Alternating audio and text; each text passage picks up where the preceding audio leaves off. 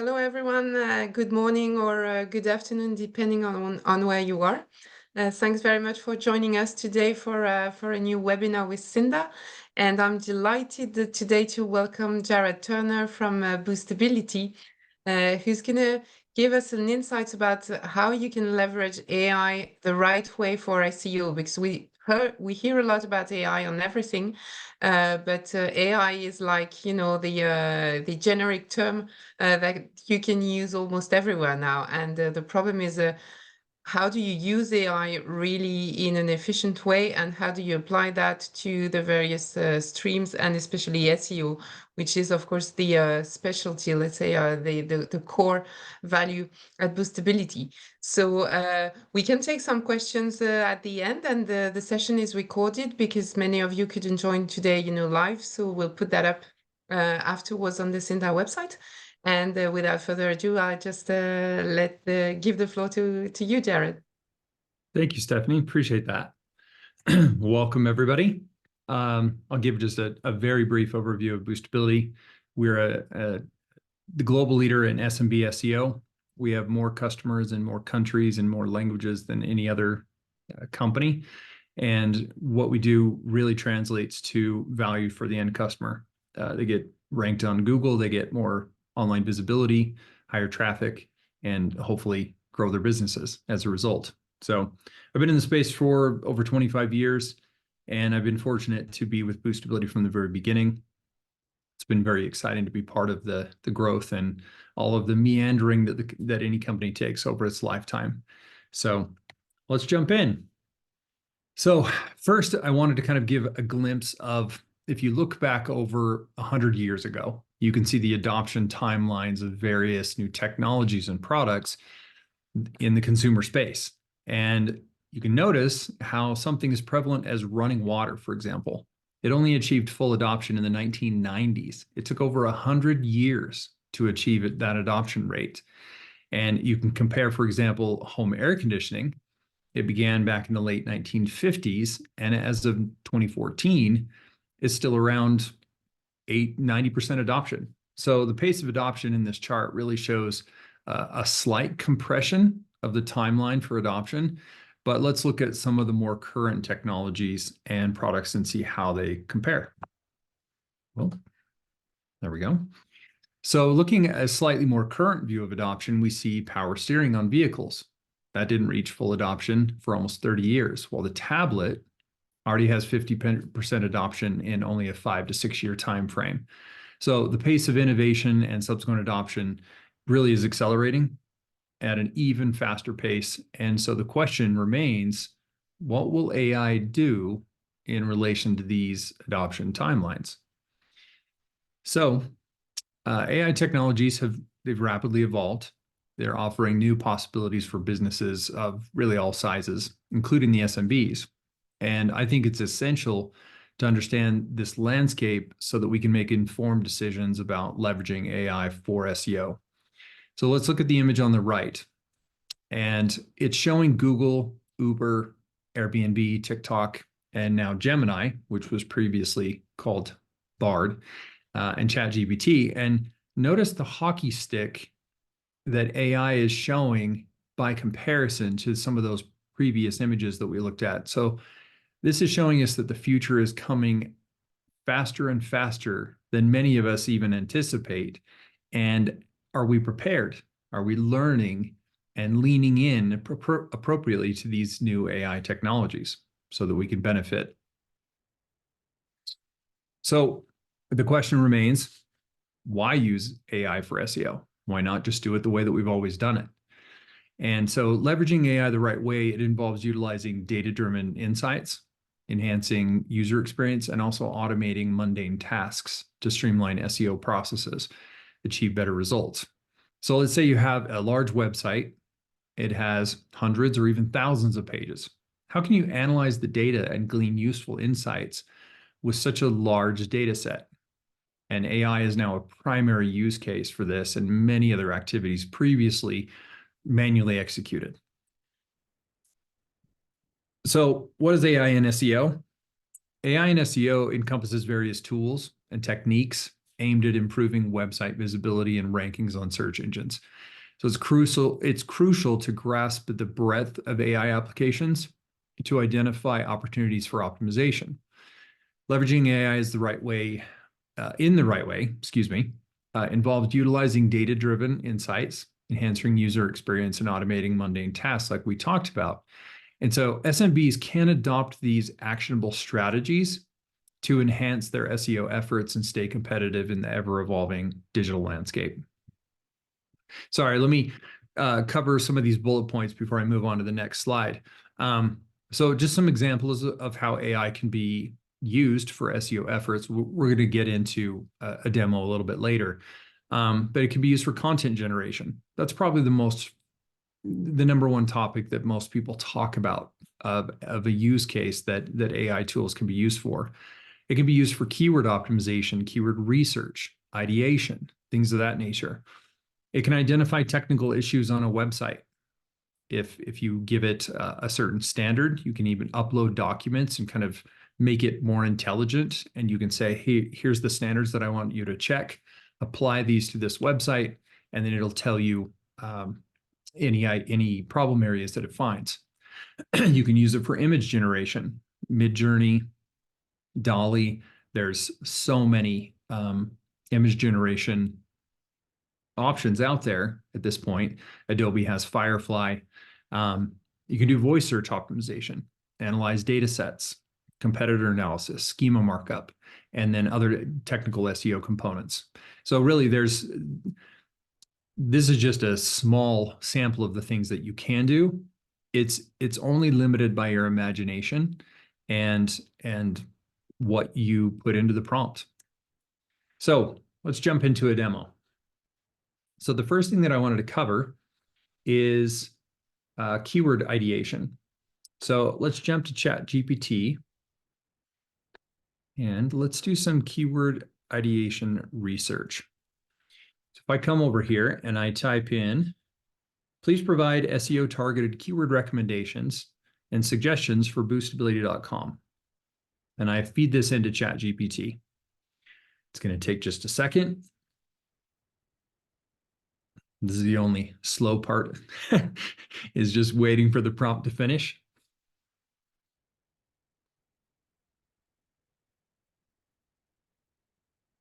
The speed at which this occurs still is mind-boggling to me, how quickly it's able to respond and give you good information and useful.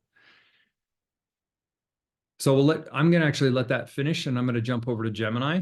I'm going to type the same exact prompt into Gemini and give it a chance. It's a little faster than ChatGPT. And for those of you that maybe used Bard early on, I know that there was some limited availability in Europe when it was first released. I believe there's a full release now, but it has gotten so much better than what it was when it was first released. So you can see here that it segments them into high intent keywords, medium intent. You can have it. This is for a target audience of small businesses, a target audience of general SEO, long tail keywords, additional tips. So this can get you started. Just if you're not sure where to start, what should I be focusing on? How is my website viewed from a machine's perspective?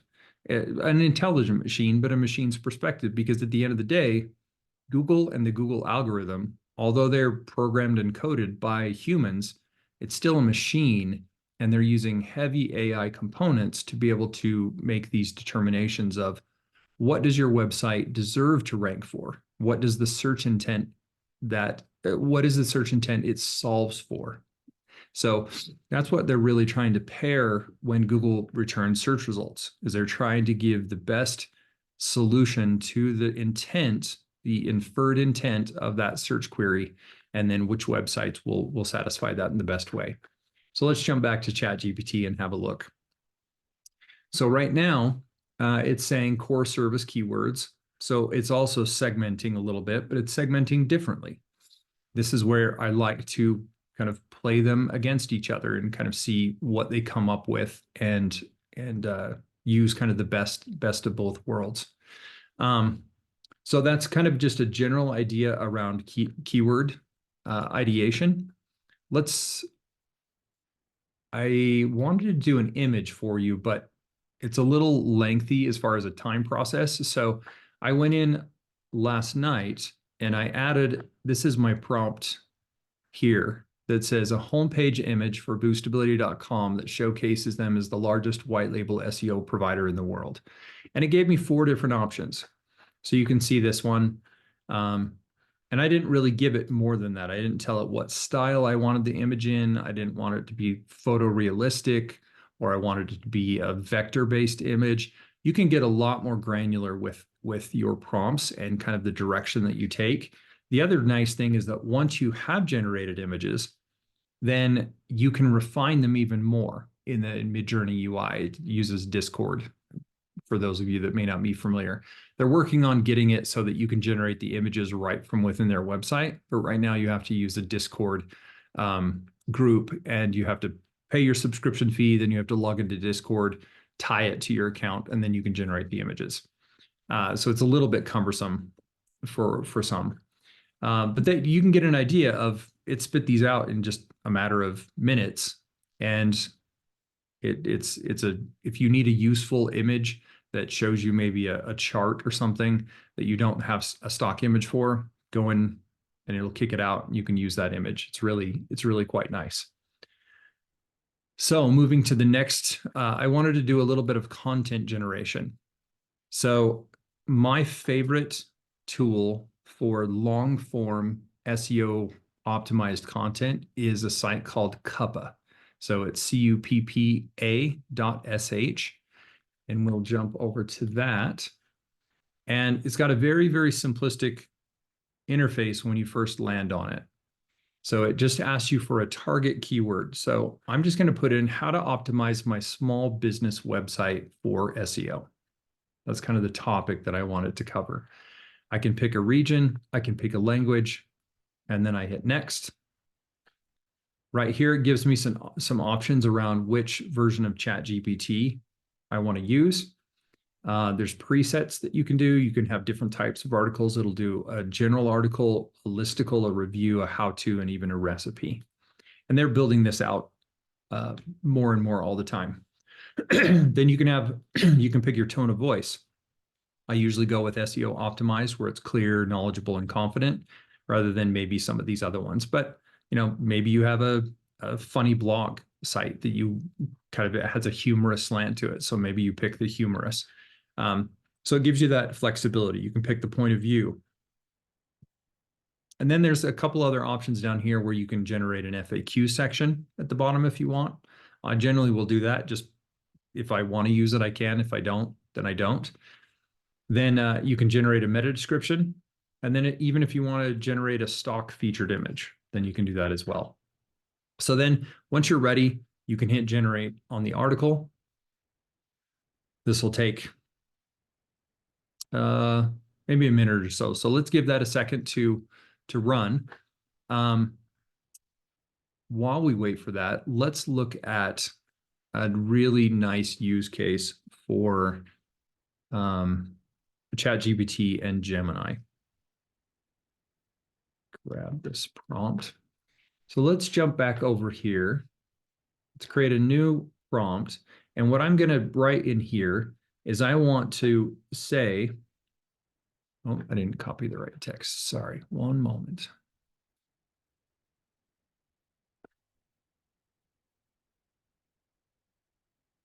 So what I'm asking it to do is I'm saying, please provide the schema markup for the following questions and answers. So these are just some general questions and answers that a person might ask about SEO for small business. And you can see that they're kind of listed in just a 1, 2, 3, 4, 5, 6 thing here. So then ChatGPT is going to take that, and it has knowledge of schema. It has knowledge of the different entity types that exist within schema markup. And then it's able to pull those out and build this block of code for you. And once it does this, you can take this pretty much as is and embed it in your page that might have this list of questions. So there's two user aspects here, or there's two use case aspects. The first one is for the end user. This list of questions at the bottom of an article can be very useful for them. It also can be the kind of the response right in the search results. So many of you have probably seen this, where you ask a question and the answer gets embedded. And so it's not so much is right at the very top, and it will have a blurb of content with maybe some highlighted text. So this gives you the chance to rank for those types of things when you're answering a question that a searcher is asking, and Google thinks that you're giving the best answer. So that's something that you can definitely utilize. The second is, on the back end, you have these web crawlers and bots that are machines. This schema tag is for that. It's so that they don't have to infer what the content of your web page looks like and what it means and how to categorize it and where to index it within their gargantuan amount of sites. So this just puts a finer point on the Googlebot scraping process, and it reflects what the end user sees, and it's a good reflection, and Google likes that type of correspondence on a web page. So you can do the same thing over here in Gemini. We can do a new chat here. We can type in the exact same prompt, and you'll get the same. Oh, interesting. So sometimes this happens. Sometimes Google or the chat kind of doesn't cooperate. And so what you can say here is, let's see, it's telling me you can't apply schema markup to questions and answers. Okay, please provide the JSON LD schema markup for the above questions and answers. See if that does anything better. Okay, we're getting a little bit better here. So now it's putting them as individual chunks of code, which isn't as useful as ChatGPT right out of the box. So what you can do then is, now that the questions have been done, great. Now combine the schema sections into one code block. So now it's going to combine them all. So it took me a little bit longer to get to the end result with Gemini than ChatGPT, but we got there. The other really nice thing is that you can take this schema markup and you can go out to validator.schema.org, I believe is the website. You can paste it in and it'll tell you whether it's valid schema or not.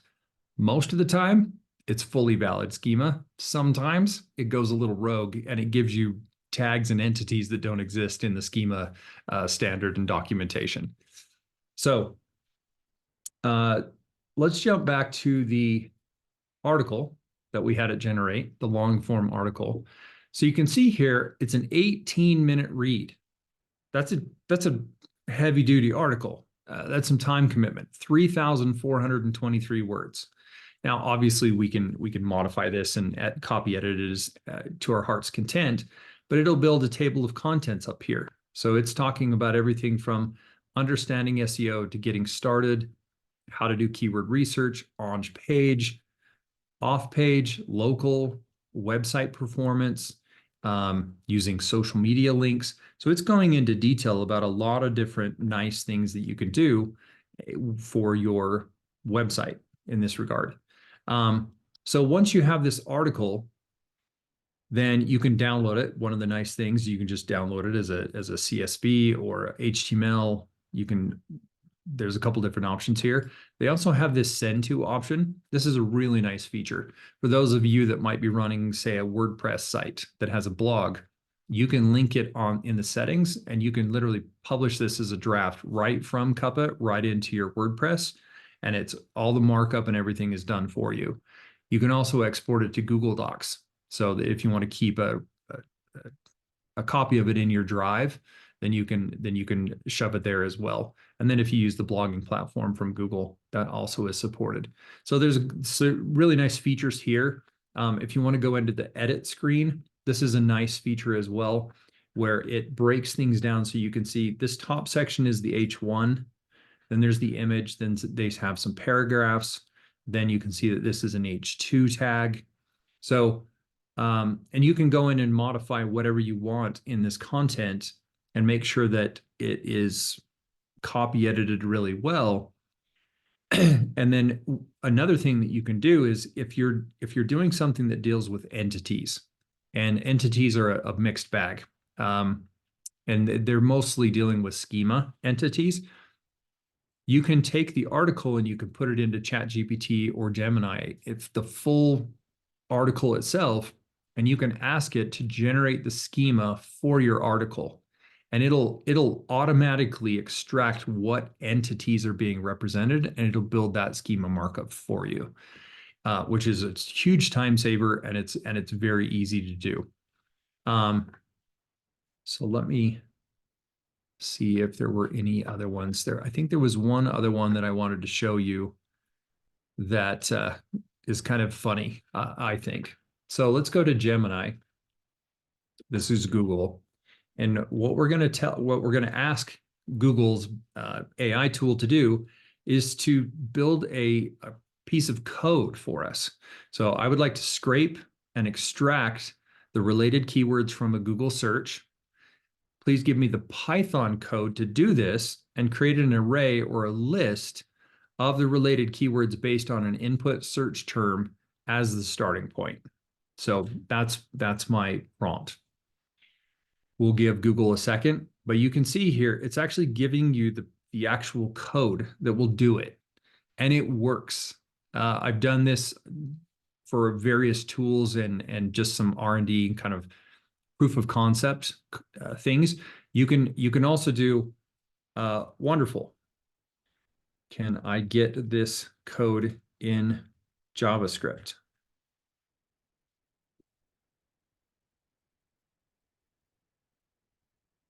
This is funny. Google sometimes does this, where it gives you this direct scraping Google results is not recommended due to these various reasons, terms of service, security, all of that.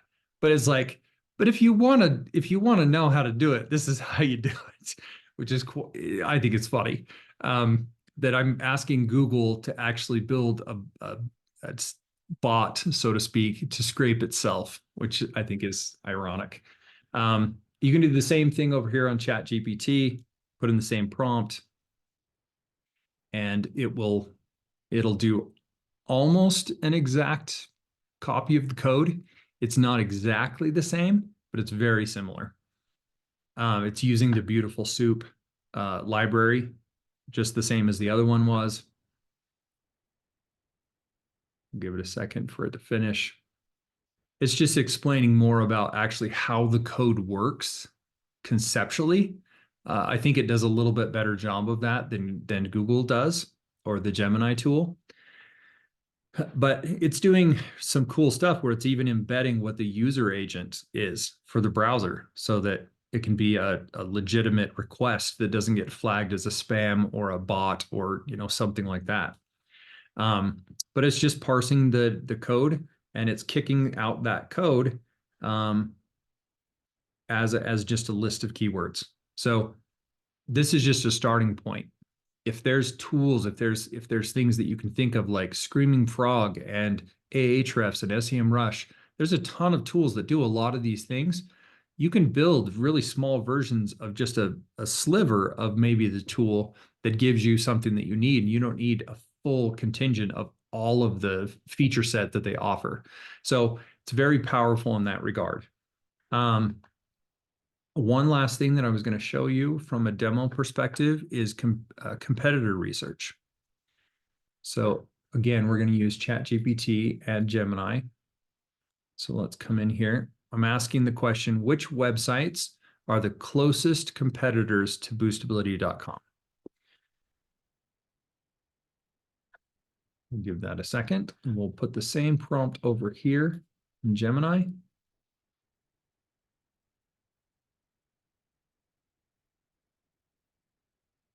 So this is a way for you to be able to determine, because sometimes you don't even know who your online competitors are. You might think you know who they are, but sometimes you don't know who they are. And so interesting. It tells you that the search response was double checked with the Google search. So right here, it's saying WebMX, Client Boost, WebFX, Disrupt Advertising.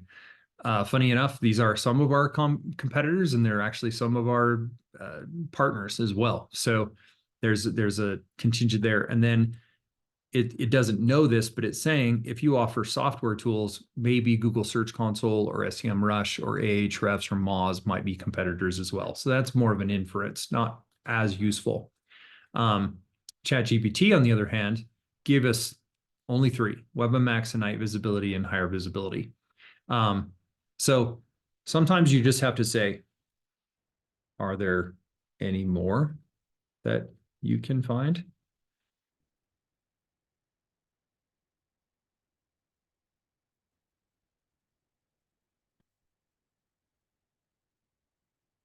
Give it a moment. Some of the frustration that I have with these tools at times is that there is such a heavy user base, and so many people are in this constantly that their servers have to be dying at various times just because of the load that's happening. So I know that they queue them up and give it a chance. There was an issue retrieving additional information about Boostability's competitors. So sometimes you get responses like that, and you can either start from a brand new prompt altogether, and sometimes that solves the problem. Other times you have to just give it a little bit of time, jump off on another project, do something else, come back to it a little bit later. This seems to be it's still stopping. There's other times where you'll do a prompt and you'll ask it for something, and you can tell that it cuts off halfway through the answer. And you can say, you cut off halfway through. Can you finish the answer? So you'll get more familiar and better at kind of understanding how to use these tools as time goes on. So maybe let's jump back into the presentation. There's a few more slides to cover here. So let's jump.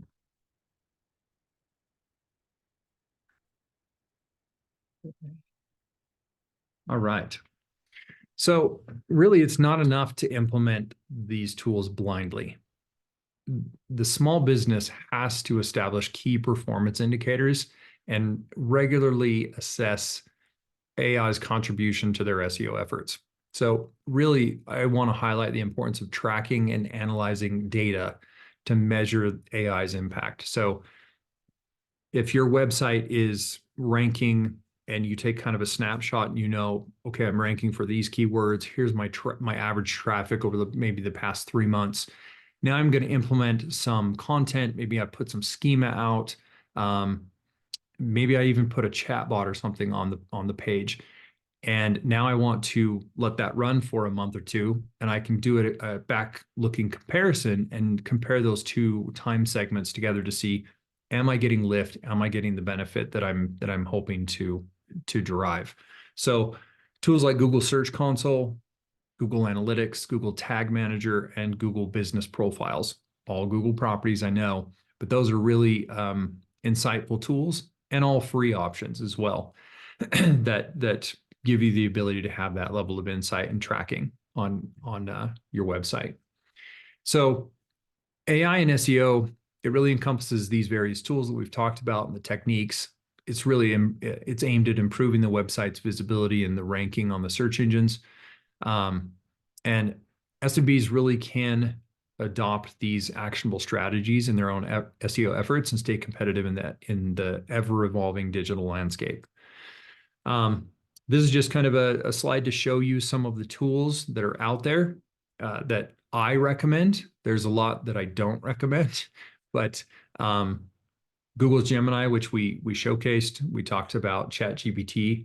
Dolly is used by ChatGPT, and if in your prompt, if you actually ask it to create an image, then it will use Dolly behind the scenes to generate the image right inside the ChatGPT interface. That's a little bit of a leg up, in my opinion, than what Midjourney offers, even though Midjourney's I would say that their quality is slightly better, but it's harder to get to. It's a higher learning curve. Once they get the generation of the images on their website, I think it will get much easier to use Midjourney. So, there's this veritable explosion of AI tools. We're going to continue to see refinement, specialized use cases as time progresses. And the best thing that you can do for your own career and for your company is to lean in, explore these new technologies, become very familiar with how best to use them and which tools are best for which scenarios. And so it's been said, prompt engineering, that's a kind of a job role that's being thrown around. Companies even hiring for prompt engineers. Another term I like is concept engineering or conceptual engineering. It's already started to take over many legacy media positions, and if we don't hone these skills ourselves, we will all be left behind. And as amazing as these AI tools are, they are a machine that has to respond to an input. They're not a thinking machine yet. They're very sophisticated machine learning systems, but true artificial intelligence is where they could actually create the concept or the prompt, and they wouldn't need a human to do that aspect of it. And we are quite a ways from that type of AI. So I would just strongly suggest and urge you to lean in and learn these things, and you will be better served, in my opinion, in the long run. So thank you. Are there any questions? I don't see any questions. Hold on a sec. Yeah, thank you very much. Super useful, and I guess it's raising a lot of like food for thought. So probably everybody's gonna go and play around. I just have a question. What is Claude? The middle one, that you have here. Yeah, Claude's another one that I would say it's more like a digital assistant. And it's I would say it's similar to Gemini and ChatGPT, but it's just a different flavor, I guess I would say. Claude 3 was just released about a week ago, I believe, and it's quite impressive. So I didn't showcase that from just a timing standpoint, but feel free to sign up for Claude. There's a free tier that gives you so many prompts, I think, a month or a day. And if you want to go beyond that, then it's $20 a month, the Yeah. same as OpenAI's subscription. So Yeah, perfect. So I think, what one immediate question that I would have is, yeah, where do you start? As a small business owner, and you're already struggling in your daily, work, and so what would you recommend? Where do you start? Do you start with the content gen first, and then try to, upscale and refine, or do you start directly with the script and the schema, which was very interesting. I mean, what you showed is very interesting because it seems so easy to do, even if you're for a non-tech, let's say, background, such as I am. So, what's your suggestion, right? Where, or is it where should they different by start? vertical? Yeah, is it different Yeah. by vertical? Probably. Mm. Yeah, it is. And that's where you have to just experiment. You have to go in and try the prompts and plan to fail. Plan to get it wrong a lot until you learn the tool, until you learn how best to extract the information that you're looking for. So, I mean, the place to start is just sign up for an account and just play around with the tool. Mm. Get familiar with it so that it's not a scary thing. You're not afraid of it because it's a big black box, right? That just has a prompt. It's a little nerve-wracking to say, oh, what should I type here? What if I do it wrong? There is no doing it wrong. So try that. And the other thing I would say is the reason why we exist as a business and many agencies across the world exist is that small businesses don't necessarily have the time to have as much specialization as maybe some agencies do. And because you have people that are working full time and they can use these tool sets for their job all day long, where the small business is actually just trying to run their business. So the alternative is to find an agency that can give you the results you're looking for, and you can lean on them to exploit some of these tools and give you a return on your investment. So that's another avenue. But if you do have some time, whether it's during the day or after hours or weekends, go and look at your website, run it through an audit, ask it if there's some low-hanging fruit. Go look at your Google Search Console and see, do I have some 404 pages? Do I have some pages that are erroring? Do I have some stuff that's been marked as duplicate content from Google's perspective? You can go in and you can basically take the page as is, point it at ChatGPT and say, can you write me new content for this page that's not the same as this other page? And it will. And so it just little things like that, where it comes down to the idea that comes out of your brain and what you type into the prompt. And so be creative, be imaginative, and don't be limited by thinking that it can't do it. So you can ask it to. One of the funny things that I did when it first came out is I had some food in my pantry at home, and I didn't know what to make. So I said, I have a can of tuna fish, and I have this, and I have this, and I have this, and I have this. And it gave me some recipe recommendations that utilize all the things that I had in my pantry. So even just stuff like that can just help you with another aspect of your life and your day. It'll build workout routines for you. If you want a meal plan itself, really the sky's the limit as far as that's concerned. Yeah, that's really interesting, and I think it's just as you said, and showing the graphs, it's just the beginning, right? We don't even know what type of new tools or use case we're gonna be able to prompt in let's say some months or even years. So that's super interesting to see that. I think Yeah. I really like your recommendation also to go to the trusted partners. And I think this is what we're trying to promote also within Cinda, is that you only have X amount of hours in a day, and all the small businesses that are trying to run their business, they don't have time to play around with all that. So this is where the agencies and the partners that come together and try to integrate also everything into all-in-one solutions can help you. So thank you very much for your time and for the demo and the presentation today, Jared. It was really, really very insightful. Thank you to Christine in the background, at Boostability.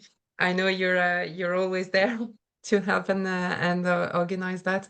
And that being said, Boostability is going to be there also at the Cinda live event that we're having in Berlin in 1 month now.